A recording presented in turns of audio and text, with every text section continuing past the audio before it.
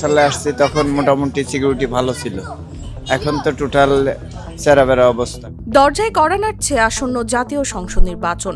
রাজনৈতিক উত্তাপ যত বাড়ছে ততই আলোচনার কেন্দ্রে উঠে আসছে রাজধানীর গুরুত্বপূর্ণ আসন ঢাকা 17। সম্ভাবনা আর প্রত্যাশার এই আসনটি এখন শুধু ভোটের অঙ্কে সীমাবদ্ধ নয়, বরং নিত্যদিনের নাগরিক সংকটই এখানে রাজনীতির মূল ভাষা হয়ে উঠেছে।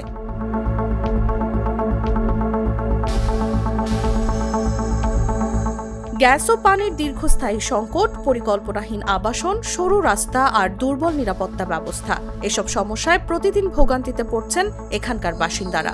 বছরের পর বছর একই অভিযোগ, একই দাবি, কিন্তু বাস্তব সমাধান যেন অধরাই থেকে গেছে। তাই এবার ভোটারদের চাওয়া একটাই, ভোগান্তির অবসান। পানির সমস্যাটা তো আসার, গ্যাসটা খুব বেশি সমস্যা, গ্যাস আসেই না, প্রায় 2টা-3টার সময় একটু আসে, আইসা ভাতও রান্না করা যায়। যে ভিতরে যে রাস্তাগুলো দেখতেছেন না, ম্যাক্সিমাম রাস্তাগুলো ইটের সলিং ছিল, এখন সামান্য একটু রাস্তা হয়েছে, আর বাকি সবগুলো আপনার মানে হয় না, ভাঙ্গাচোরা আছে। 5 বছর যাবত গ্যাস পাই না, বুঝছেন, জায়গা তো নিতেছে, নিরাপত্তা নাই, তারপরে রাস্তাঘাট আবর্জনা, রোডঘাট পরিষ্কার নাই। নির্বাচন সামনে রেখে তাই এখন এলাকাবাসীর প্রশ্ন একটাই, কে পারবেন এই দীর্ঘদিনের চাওয়া পাওয়ার বাস্তব সমাধান দিতে? প্রতিশ্রুতির বাইরে গিয়ে কে নেবেন কার্যকর উদ্যোগ? এই প্রশ্নের উত্তর জানতে প্রহর গুনছেন ঢাকা 17 আসনের ভোটাররা। আমরা গরিব মানুষ, আমরা এত কিছু বলার প্রয়োজন না, আমরা যাতে চলে ফিরে কাইতারে হেঁটে নিরাপত্তা আমরা চাই।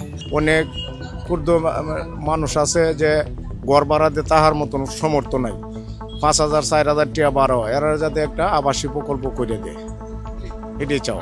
আমাদের প্রত্যাশাতে নিরাপত্তা বেশি হবে, আর হচ্ছে সমস্ত পানি, বিদ্যুৎ, তারপরে গ্যাস ঠিক মতো থাকবে। এদিকে এই আসনের হেভিওয়েট 2 প্রার্থী এলাকাবাসীর সমস্যা সমাধানের আশ্বাস দিচ্ছেন। নির্বাচনী প্রচারণায় উন্নয়ন, পরিবর্তন আর নাগরিক সেবা নিশ্চিত করার প্রতিশ্রুতি তুলে ধরছেন তারা। আমি আপনাদেরই একজন।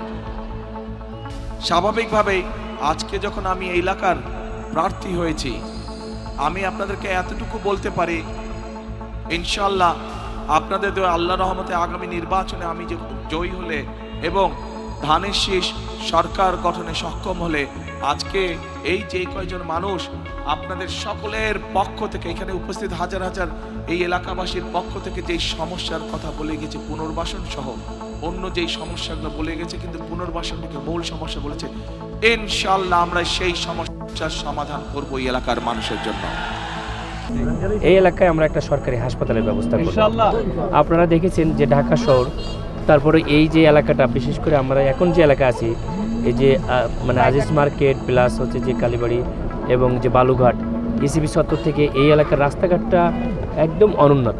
আমরা এই এলাকার রাস্তাঘাটের উন্নতি করার চেষ্টা করব এবং ইনশাল্লাহ এই এলাকার যে পানির সমস্যা, গ্যাসের সমস্যা, এগুলো আমরা উন্নতি করে, সর্বোপরি হচ্ছে যে নেক্সট জেনারেশনকে আমরা একটি দুর্নীতিমুক্ত সমাজ দিতে চাই।